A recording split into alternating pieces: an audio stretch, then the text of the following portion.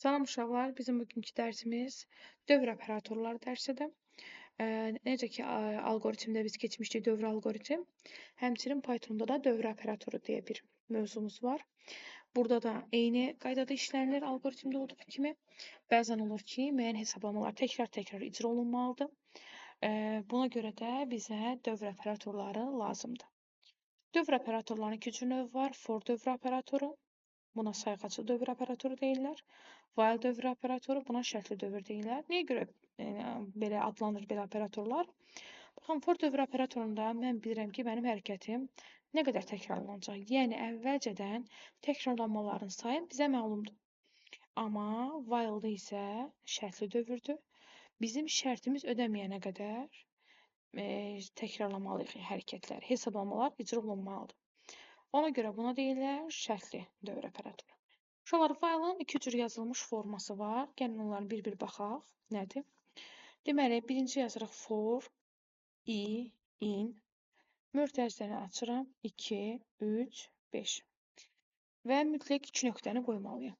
Necə if-dən sonra şərt yazırda 2 nöqtə qoyurduq, else-dən sonra 2 nöqtə qoyurduq, while-da da eynidir. Bu 2 nöqtə proqramın düzgün işləməsi üçün, icra olunması üçün istifadə olunur. Bu nə deməkdir? Baxın, for-la in görürsünüz ki, rəngi dəyişdi narıncı rəngdə. Bu Pythona tanış anlayışlardır. Amma i-nin rəngi qaradır. Çünki i dəyişənin adıdır. Mən bura dəyişənin adına müəyyən qaydalara riayət edərək istənilən adı verə bilərəm. A ində verə bilərəm, i ində verəm, fərqi yoxdur. Yəni demək istəyir ki, i-nin qiymətləri bu mötərizənin içindədir. Yəni nədir i-nin qiymətləri? Baxın, çağıraq i-nin qiymətlərini. 2-dir, 3-dür və 5-dir. Bilirik ki, end yeni sətrə keçmək deməkdir susmaya görə. 2-ni çap eləyəcək, yeni sətrə keçəcək, 3-ü çap eləyəcək, yeni sətrə keçəcək, 5-i çap eləyəcək və sonda 5-dən sonra da end işləyir. Yeni sətrə keçəcək, kursor yeni sətirdə dayanmış olacaq.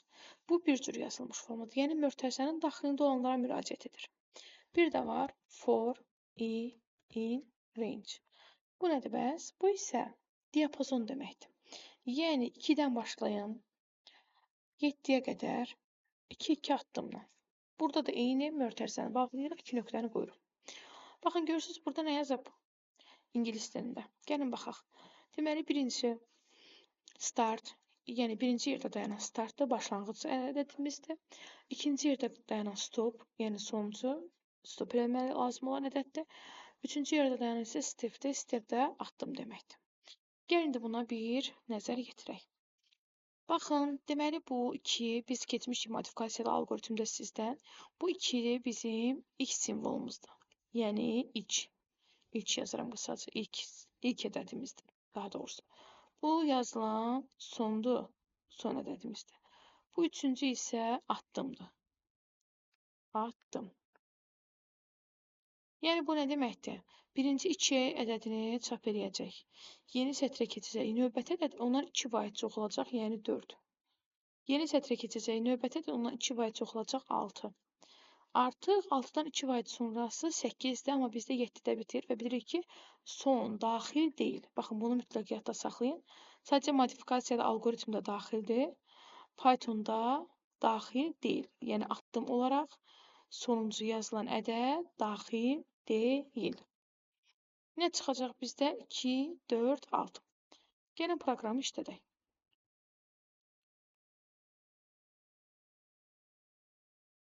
Baxın, 2, 4, 6, alt-alta çap olundu. Bundan əlavə keçək indi while dövr operatoruna. While dövr operatorunu izah edeyim sizə. While dövr operatorunda isə bizim şərtimiz var. Gəlin mən bunu redaktor pəncərəsində yazım. A-ya 10 qiyməti mənimsədim. B-yə 2 qiyməti mənimsədim. İndi şərtimi yazıram. Deyirəm while, yəni nə qədər ki A-nın qiyməti böyükdür B-nin qiymətindən. Şərtdən sonra mütləq 2 nöqtə. O zaman, baxın, daxilinə, enter basan kimi daxilinə kursor hərəkət etdi. A bərabərdir, A çıxılsın 2, B bərabərdir, B plus 2. Və sonda gəlirəm bunun printinin daxilində yazıram. Print A vur B. Mötərizəni bağladım. İndi bunu işlədək. Gəlin əvvəlcə mən bunu özüm yazım, sonra proqramda sizə izah edeyim. Deməli, Baxır, yerlərinə qoyuruq. 10, bir dəqiqə. 10 böyükdürmü 2-dən? Bəli, bilirik ki, 12-dən böyükdür. O zaman A-nı 2 vaid azaldacaq. A olacaq 8. B-ni 2 vaid artıracaq. B-nin neçə idi? 2 olacaq 4. İndi baxıram yenə 8. Baxın, yenə də əvvələ qayıdırıq. Çünki dövrün bitməyib hələ. A-nın qiyməti hələ də B-dən böyükdür. Bu haçan sona çatacaq? A-nın qiyməti kiçik bərabər olanda B-yə. Çünki bu şərtin əksi budur. Kiçikdir, bərabərdir. 8 böyükdür 4-dən? Hə. A bərabərdir. 8-dən 2 çıxacaq, qalacaq 6. B bərabərdir. B-ni 2 vaid artıracaq, olacaq 6. İndi yoxlayırıq. 6 böyükdürmü 6-dan? Yox. Nəyi çap eləyəcək? 6 vurulsun 6-nı, yəni 36. Burada 36 icra olunmuş olacaq. İndi gəlin mən bu proqramı işlədim. Yəni biz gələk bunu run edək, işlədək digər pəncərədə. Və mən demişdim ki, run edəndə mütləq kompüterin yaddaşında yadda saxlamaq lazımdır bir faylı və uzantısı mütləq PY formasında olmalıdır. Baxın, 36 qiyməti çıxmış oldu. İndi gəlin mən burada belə bir şey edim. Printin yerini dəyişim. Printin yerinə gətirib bu faylın daxilində yazım. O zaman nə baş verəcək? Nə dəyişikliyi baş verəcək bizdə? O zaman uşaqlar belə dəyişiklik baş verəcək. Baxın, yazmışam, elə bir də yazmayayım. Demək, əgər print buradadırsa, yəni print gəlib faylın daxilində yerləşirsə, o zaman nə edirik biz? O zaman print hər dəfə, yəni hər dəfə biz şərti yoxlayarkən o print icra olunacaq. Birinci onunla 2-dən böyükdürmü? Hə. O zaman A-nın da B-nin də qiymətini, yeni qiymətini tapdı. Print işləyəcək. Buradan çıxacaq 32. Növbəti dəfədə çıxacaq 36. Deməli, bunun 2-dən qiyməti çıxacaq 32 və 36. Gəlin də bunu da bir run edək. Bunu da run edək, baxaq, yoxlayaq, görək. Doğrudan da elə çıxacaq. 32, yeni sətirdə çıxacaq 36. Doğrudan da o formada çıxdı.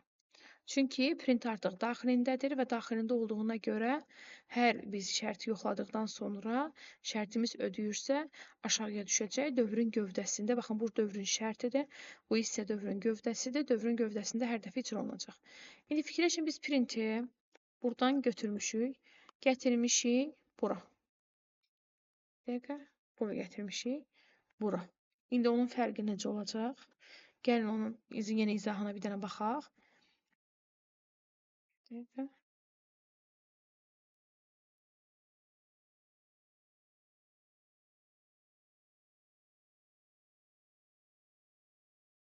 Bir dəqiqə.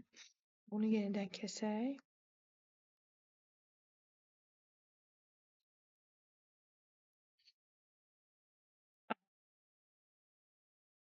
Bunu işlədək.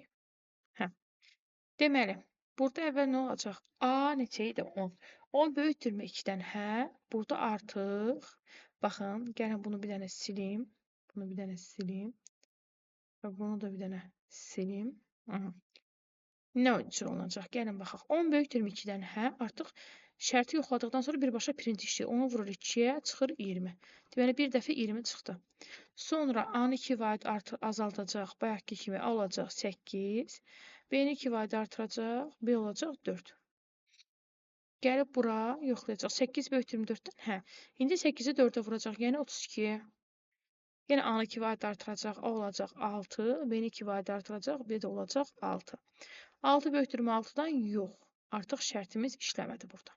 Deməli, nə çıxacaq? 20 çıxacaq. Altında da bir 32 çıxmış olacaq. İndi uşaqlar, suallarda bəzən düşür, dövrün şərti neçə dəfə icra olundu, dövrün gövdəsi neçə dəfə icra olundu. Baxın, buranı bir dənə silək. Buranı bir dənə mən sizə silim. Uşaqlar, dövrün gövdəsi bu isə dövrün gövdəsidir. Dövrün gövdəsi. Gövdəsi. Bu isə şərtimizdir, yəni dövrün şərti. İndi bizə soruşsa dövrün gövdəsi ümumi hal üçün neçə dəfə icra olunur? Qısaca yazıram. Dövrün gövdəsi, dövrün şərti. Baxın, əgər bizim ön şərtli bir proqramımız varsa, ön şərtlidirsə, yəni şərt dövrün gövdəsindən əvvəldirsə, bu zaman, bu zaman, baxın, dövrümüz sayı neçə dəfə oldu? Bir dəfə, iki dəfə oldu da. İkisində işlədi. Amma şərtimiz sayı neçə dəfə oldu? Üç dəfə oldu da. Nə olsun 6-6-dan böyük deyil. Gövdə işləməyəcəkdi, amma şərti yoxladım axı. Deməli, ön şərtli proqramda bizim, belə deyək də, dövrümüzün şərti dövrün gövdəsindən bir vahid çox işləyir. Baxın, yazıram. Dövrün gövdəsindən, yəni bu hissədən neçə dəfə idi normalda? Bizə 2 dəfə idi. Bu hal üçün bir vahid çox işləyir. Bir vahid artıq işləmiş olur. Bu da while dövr operatorunun izahıdır. İndi uşaqlar, belə bir şey var. İmtahanda böyük ədədlər düşür. Yəni nə demək istəyirəm, böyük ədədlər düşür? Belə deyək də, ondan 2 verməyəcək imtahanda yəqin ki. Ondan 2 verməyəcəyinə görə biz bunu daha qısa yolda alqoritmdə necə yazırdıq? Pythonda da yazmalıyıq. Bunu necə yaza bilərik daha qısa formada? Baxın. Mən sizə demişdim ki, bunu qısa formada yazmağın bir üsulu var. Üsulu da odur ki, əgər baxıram mən dövrün gövdəsindəki dəyişənlərin qiymətləri dəyişir. Burada A da B də bir-birlərindən asılı deyil. A özündən asılıdır, B də özündən asılıdır. Deməli, mən bunu qısa yolla yaza bilərəm. Sizə bayaq da dedim, bu şərtin əksi nədir? Bu şərtin əksi A kiçikdir, bərabərdir. A kiçikdir. A kiçikdir. Bərabərdir B deməkdir şərtin əksi. Deməli, nə edirsiniz? Yadınızdadırsa, mən sizə demişdim ki, bir addım müəyyənləşdiririk. Addıma əsasən K verirlər, siz nə istəsəz verə bilərsiniz, hansı dəyişən istəsəz. Amma bu dəyişənlərdən fərqli dəyişən olsun. Baxın, yəni mən dövrün neçə dəfə icra olduğunu bilmirəm deyə dövrlərin sayını qısaca yazıram. Dövr sayını verirəm bir K. K. İndi burada A-nın ilkin qiyməti məlumdur, 10-dur. Bax, bu hal üçün yazıram, 10-dur. Ondan dövrlərimi sayxa bilmirəm. Buna görə bu hər dəfə A-dan 2 çıxır, B-nin də üzərinə 2 gəlir. Deməli, mən, məsələn, dövrün bilirəm ki, sonda 10 dəfə dövrün icra olunacaq. Neynəyəcəm? Onda 10 dəfə, yəni 2-nin çıxmalıyam da bu ədədindən, tutaq ki. O zaman neynəyəcəm? Mən bu 2-ni də vuracam K-ya, bu 2-ni də vuracam K-ya, bu 2-ni də vuracam K-ya. Yəni, dövrlərin sayına vuracam. Çünki 2 çıxır, 2 üstə gəlinir. Bu dövrlərin sayına vurmalıdır ki, mən düzgün şəkildə cavabı tapa bilim. Bu A-nın ilkin qiyməti nədir? 10. 10-dan, baxın A-nın qiyməti üçün yazıram. 10-dan çıxıram 2K-nı. B-nin qiyməti nədir? B-nin qiyməti də ilkin qiyməti 2-dir. 2 üstə gəlirəm. Belə deyək də 2K. Burada indi eyni ədəd vermişik. Baxaq görə elə burada necə bir şey işləyəcək. Deməli, dövrlərin sayını, yəni tapmaq üçün nə edirəm? Bu çıxış şərtinə baxıram. Çıxış şərtim nədir? A kiçikdir, bərabərdir B-də. A-nın qiyməti budur. B-nin qiyməti də budur. Gəlib yazıram. A kiçikdir, bərabərdir B-dən. İndi nə edəcəm? K-ları bir tərəfə yığacam, ədədləri bir tərəfə yazacam. 2-ni keçəcəm digər tərəfə. Ondan çıxacaq 2, qalacaq 8. 2 mənfi 2K-nı da digər tərəfə keçəcəm, olacaq müsbət 4K. Deməli, K, baxın, yazıram K, böyükdür, bərabərdir. 8-i böləndə 4-ə eləyir 2. Bilirəm ki, bu nə deməkdir? Bərabərdir və ya böyükdür. Bərabərdir şərti ödədiyinə görə mən elə K-ya 2 verirəm. Yəni, dövrlərimin sayı 2-dir. 2 dəfə dövr eləyib. Doğrudan da mən tapdım ki, bayaqları 2 dəfə dövr eləyib də. Bir 10-dan 2 şərtində, bir 8-dən 6 şərtində ödəyib. Digər şərtlərdə isə ödəmədi, artıq dövrdən çıxdı. Deməli, K-ın 2 tapdı. Niyə görə bu üsul daha əlverişlidir? Çünki burada böyük ədədlər verəndə siz hər dəfə bunu bir-bir hesablayıb çıxmaqdansa bu üsuldan daha rahat şəkildə tapa bilərsiniz. İndi bir-iki dənə də nümunə izah edeyim. Ondan sonra bu mövzunun testlərini sizə verəcəm işləməyə. Koderadan izah edəcəm.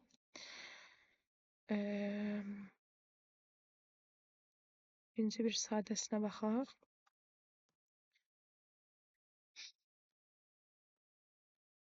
Aha. Baxın, bura baxıram, 5-ci suala baxıram. Elə yanında işləyirəm 5-ci sualı.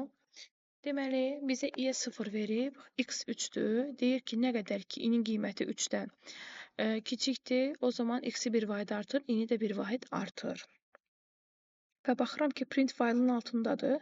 Deməli, ən sonda işləyəcək və bir dəfə işləyəcək. Ona görə A variantı da çıxır, D variantı çıxır, Y variantı çıxır. Ya B idi, ya da C-dir. Bunu necə yazırıq? Baxın, mən dediyim üsuldan daha qısa yaza bilərik. Bu şərtin əksi nədir? I kiçikdir 3-ün. I kiçikdir 3-ün əksi belədir. I, yəni şərtdən haçan çıxır, dövrdən haçan çıxır. I-nin qiyməti ya böyük olmalıdır 3-dən, ya da bərabər olmalıdır 3-ə. Bu şərtdən çıxır. Aha. Sonra i-nin qiyməti, baxın, i-nin qiyməti, 2-nin qiyməti 0-dır. Gəlirəm bunu vururam bir k-ya. Bir k-ya vururam. Aha, k-ya vururam. Gəlib yazıram. 0 üstə gəlsin 1k eləyir 1k ilə. K böyükdür, bərabərdir 3-dən. Bərabərlik olduğuna görə onsuz 3-ü 1-ə böləndə eləyir 3. 3-ü 1-ə böləndə biz onsuz da 3 eləyirik. Yəni 3 alırıq. Elə deməli bizim k-ımız 3-dür. Yəni dövrlərimizin sayı bizdə 3-dür. Dövr sayı, baxın, böyükdür, bərabərdir 3 yazdım. Bərabərlik olduğuna görə deməli k bərabərdir elə 3-ə. Amma məndən k-nı soruşmur, dövr sayını soruşmur, x-i soruşur. Deməli, k-im 3-dürsə, x-in ilkin qiyməti 3-dür. 3 üstə gəlinsin. Axı, buranı k-ya vurmuşam, buranı da vurmalıyam. Biri də k-ya vurmalıyam. Bir də vurulsun k olmalıdır. Aha, o zaman 3 üstə gəlinsin, k-im 3-dür. 3-ü vuranda 1 eləyir 3, üstə gəlsin 3, eləyir 6. Deməli, burada x-in qiyməti ekrana çıxacaq 6. B variantı. Bir dənə range-ə aid də bir nümunə yazım. Baxın, məsələn, burada deyərsiniz ki, 2 dənə print var. Nə olsun 2 dənə print var? Bu print işləyəcək, bu print işləyəcək. Sadəcə fərqləri budur ki, bu ikinci print ən son da işləyəcək. Bu print isə dövr ödədikcə hər dəfə işləyəcək. Və normalda bilirik ki, end yeni sətirdir, amma bunun endi boşluqdur. Yəni, bir qiyməti, məsələn, i-nin qiyməti 10-dur. Onu çap eləyəcək, çap eləyəndən sonra boşluq qoyacaq. Yəni, sonuna boşluq qoyacaq. I-ni bir vahid azaldacaq, şərt yoxlayacaq. Yəni, failin daxilində biz şərt operatorlarından da istifadə edə bilərik. Asan sualdır. Bir dənə, baxım, sizdə range-ə aid bir dənə nümunə yaza bilərəm. Nümunələr faildən verilib əsasən. Yəni, buradan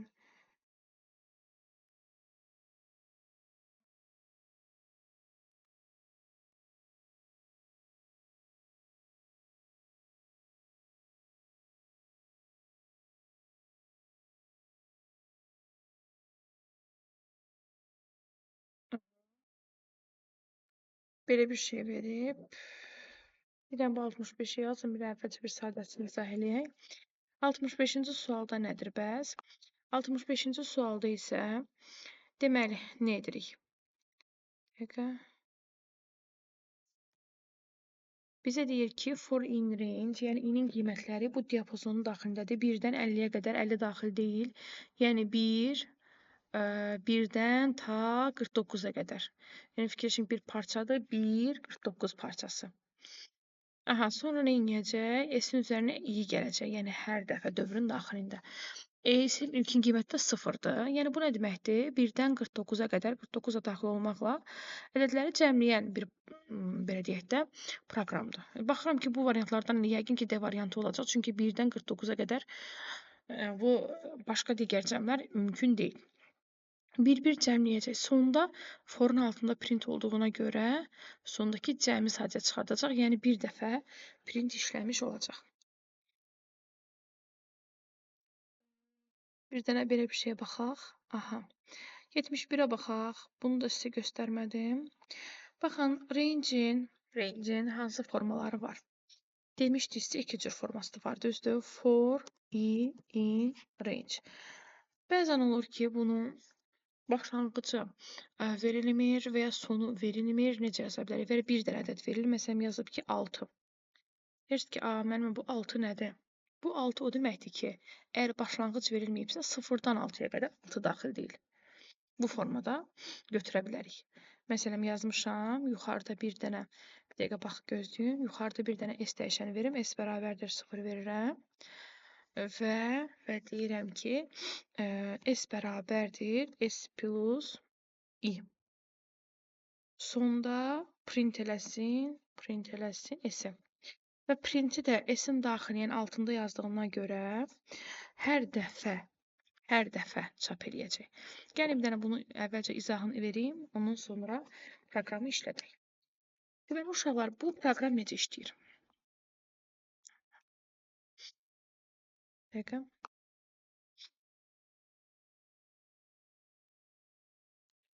Proqram necə işləyir? Deməli, başlanğıc olmadığına görə 0, yəni bu range'im 0-dır. Qiymətləri, i-nin qiymətləri daha doğrusu, baxın, bu i bərabərdir. I-nin qiymətləri hansılardır?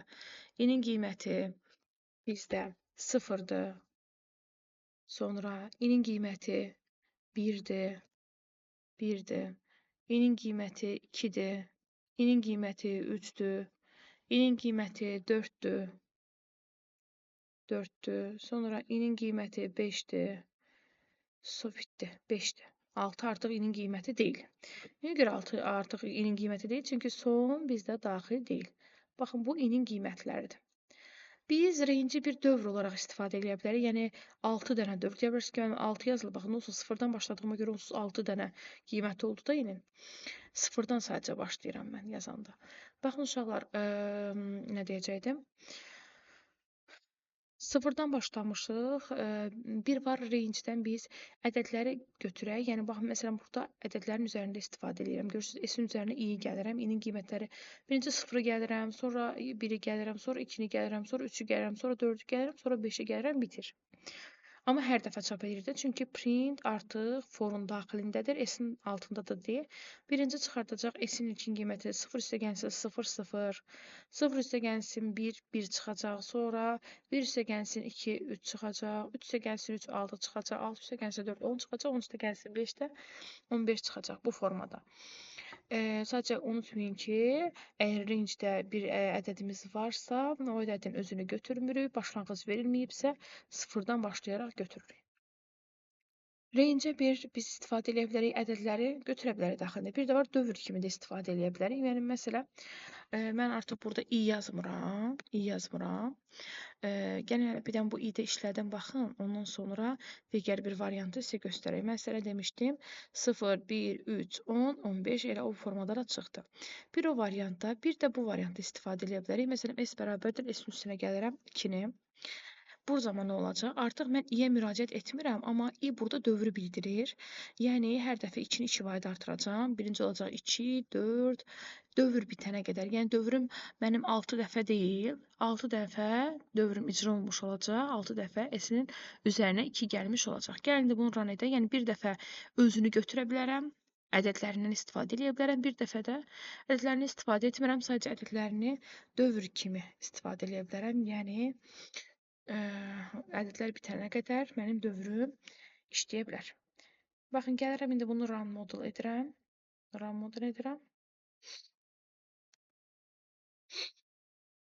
Baxın, görürsünüz, 2, 4, 6, 8, 10, 12, 3, 6 dəfə proqramda işləmiş oldu. Belə for-dan, while-dan bu qədər hələlik. Nə qədər sualınız olsa, dərsdə cavablandıracağam. Sağ olun.